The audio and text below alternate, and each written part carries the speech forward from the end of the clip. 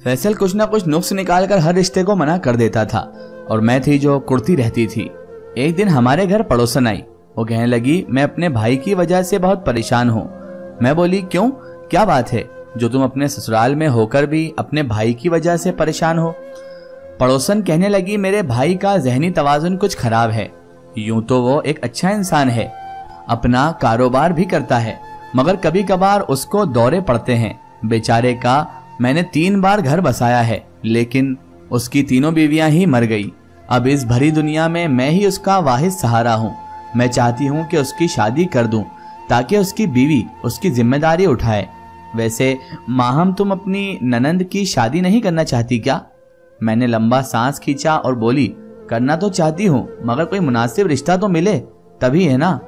मेरी पड़ोसन बोली, अच्छा तो तुम फिर यूं करो कि अपनी ननंद की शादी मेरे भाई से करवा दो। मैं तो पड़ोसन की बात सुनकर हक्का बक्का रह गई थी। मैं बोली, तुम्हारा दिमाग तो ठीक है ना, ये कैसी बात कर रही हो? इंसान को चाहिए कि वो अपनी बात को तोल मोल कर जबान से निकाले। मेरी पड़ोसन मुस्कुरा दी और बोली, मैंने सुना है न पैसे का वजन हर चीज से ज्यादा होता है। इतना कहकर उसने मेरे हाथ पर 2 लाख रुपए रख दिए और बोली, रिश्ता पक्का करवा दो और भी दूंगी। मैं शशदर रह गई थी। मैंने बिना कुछ सोचे समझे ये ऑफर कबूल कर ली थी। मैंने उसके पैसे उठाकर जल्दी से अलमारी में रख दिए और बोली, इस नेक काम के लिए तुम्हें मेरी मदद करना होगी। मेरे शौहर से अपने भाई की दीवानगी छिपाना होगी। मेरी पड़ोसन बोली, इस मामले से तुम बिल्कुल बेफिक्र हो जाओ। मेरे भाई को तुम्हारे शौहर ने कभी भी नहीं देखा, क्योंकि वह दूसरे शहर में रहता है। यहाँ इस शहर में उसके पागलपन के बारे में कोई भी नहीं जानता है। उसके पागलपन को कोई नहीं पहचानता है। मैं मुस्कुरा दी थी। पड़ोसन चली गई तो मैं बार बार अलमारी से पैसे निकालकर गिन रही थी। मेरे अंदर एक सुरूर सा उतरते जा रहा था। मैंने सोच लिया था कि इन पैसों में से मैंने सबसे पहले हनीमून जाना है। मैं अपने शौहर के आने का बेसब्री से इंतजार कर रही थी। वो जैसे ही घर आए तो मैंने उनसे इस रिश्ते के मुताल्लिक बात की तो वह बोले, माहम, तुम इस मामले से दूर रहो। मैं खुद ही अपनी बहन का किसी अच्छी जगह देखकर रिश्ता कर दूंगा। मैं रोने लगी थी। मैं बोली, आपने कभी मेरी राय को मुकद्दम नहीं जाना। मैंने पहले भी 2 रिश्ते आपके सामने रखे थे, मगर आपने वह भी ठुकरा दिए। लेकिन अगर इस रिश्ते से भी इनकार कर दिया तो मैं आपसे तलाक लेकर चली जाऊंगी। फिर इस घर की सल्तनत आपकी बहन को ही प्यारी हो। मेरे शौहर ने जब ये बात सुनी तो उनके चेहरे से रंग उड़ गया था। वह बोले, माहम, मुझे तुमसे इस किस्म की फजूल बात की तवक्को नहीं थी।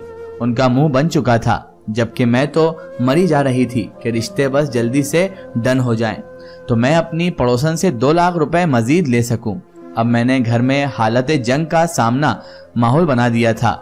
ऐसा मैंने दानिस्ता किया था ताकि मेरे शौहर को सुकून से फैसला करना नसीब ना हो, क्योंकि फिर तो वह इस रिश्ते से इनकार ही कर देते।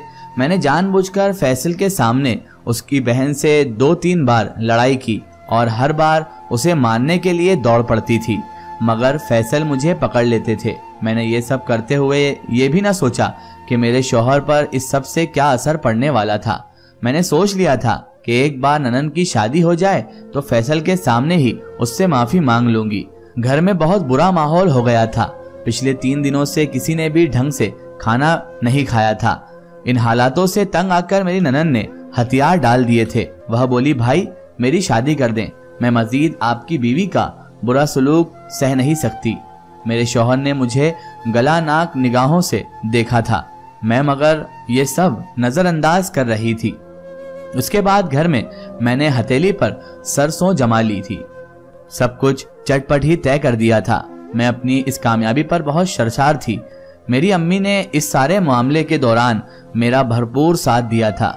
सब कुछ बहुत अच्छे तरीके से हो रहा था, मगर शादी के दिन मेरी ननद ने मुझे बहुत बड़ा सदमा दिया था।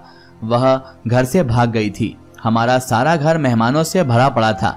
मैंने जब ये बात फैसल को बताई तो वह एकदम से जर्द पड़ चुके थे। उनकी इतनी अजीब हालत हो चुकी थी कि मैं बहुत घबरा गई थी।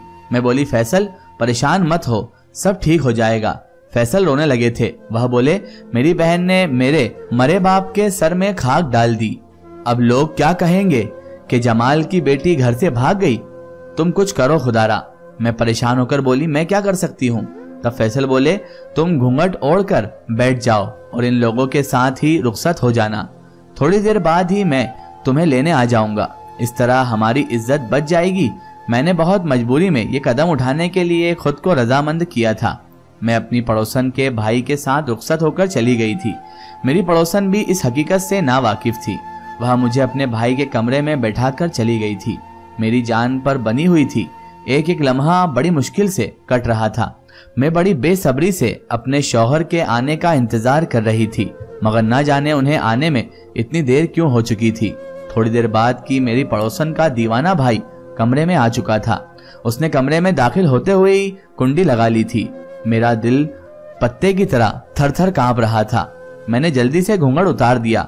वह दीवानावार मेरी तरफ देखकर हंसने लगा था। मुझे उस लम्हे उससे बहुत खौफ आ रहा था।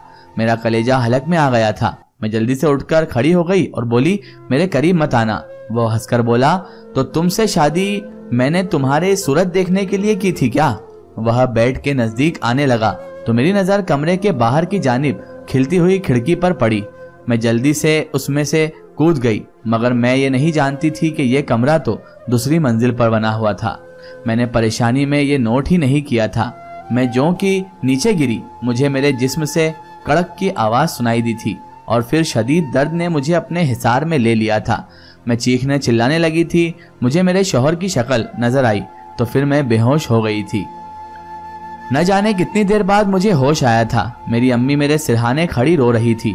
अम्मी ने फैसल को कॉल करके बताया कि तुम्हारी बीवी को होश आ गया है, कमरे में आ जाओ। थोड़ी देर बाद ही वह कमरे में आ गया था। वह मेरे रूबरू खड़ा था। उस लम्हे मुझे उसके चेहरे पर बहुत सफा की नजर आ रही थी। वह बोला, माहम, तुम मेरी बहन को पैसों की खातिर एक पागल से बिहाने के लिए रजामंद हो गई थी। आखिर हमने तुम्हारा बिगाड़ा ही क्या था? मुझे तुम्हें लेने के लिए आने में देर हो गई थी, क्योंकि मेरी बहन छत वाले कमरे से उतरकर मेरे सामने आ गई थी। उसने मुझे तुम्हारी एक एक बात बता दी।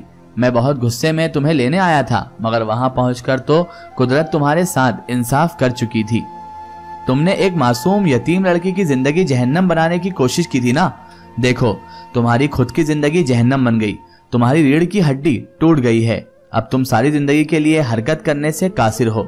मैं भी अब तुम्हें तलाक देकर जा रहा हूँ। सोचो तुम्हारा क्या बनेगा। फैसल मुझे तलाक देकर चला गया था। मैं फूट फूट कर रोना चाह रही थी, मगर मैं ऐसा करने पर भी कादिर नहीं थी। मेरी आंखों से आंसू बहते चले जा रहे थे। मेरी अम्मी सिसकने लगी थी। वह बोली, माहम, तुम्हारी इस बर्बादी में मैं भी शरीक हूँ। काश मैंने तुम्हें गलत बातों से आशना कर दिया होता, तुम्हें टोक दिया होता, आज ये सब ना होता। मैं अस्पताल के बिस्तर पर पड़ी सिसक रही थी और अपने आमाल को याद करके खुद से नफरत कर रही थी कि मेरे आगे अंधेरा ही अंधेरा हो चुका था।